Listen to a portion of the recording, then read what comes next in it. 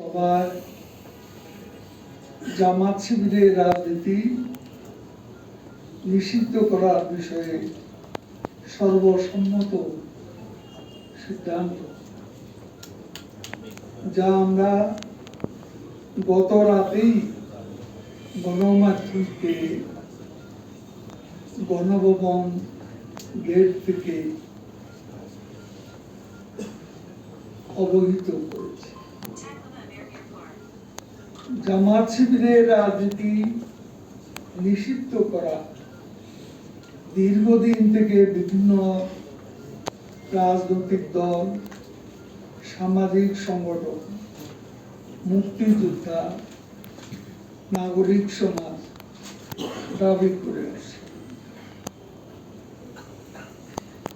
শহীদ জননী জাহানারা ইমামের নেতৃত্বে ৭১ ঘাতক দালাল নির্মূল কমিটি, সে সময়ে গঠিত গণ আদালত, পরবর্তীতে গণজাগরণ মঞ্চের দাবিও ছিল জামাত শিবির নিষিদ্ধ। এছাড়া দেশের সর্বোচ্চ আদালতে এক রায়ে জামাতের নিবন্ধন বাতিলে হাইকোর্টের রায় বহাল রাখা। আপনারা জানেন, বাংলাদেশের গণপ্রতিনিধিত্ব আইন অনুযায়ী রাজনৈতিক দল হিসেবে নির্বাচন কমিশনের নিবন্ধন না থাকলে কোন রাজনৈতিক দল নির্বাচনে অংশ নিতে পারে না। পৃথিবীর বিভিন্ন দেশে এমন নজির আছে। দ্বিতীয় বিশ্বযুদ্ধের পর হিটলারের নাৎসি পার্টি রাজনীতি করতে পারে না জার্মানিতে।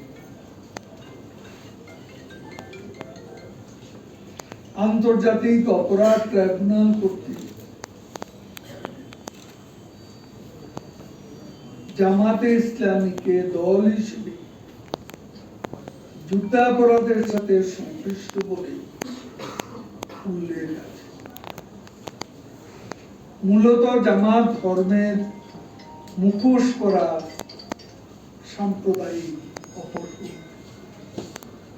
নানান সময় তাদের দ্বারা প্রকাশ্য গোপনে নানা অপতৎপরতা, নাশকতা, ষড়যন্ত্র, রাষ্ট্রবিরোধী কর্মকাণ্ডে সম্পৃক্ততার প্রমাণ পাওয়া গেছে এবং দেশের জনগণও সেটা অবহিত।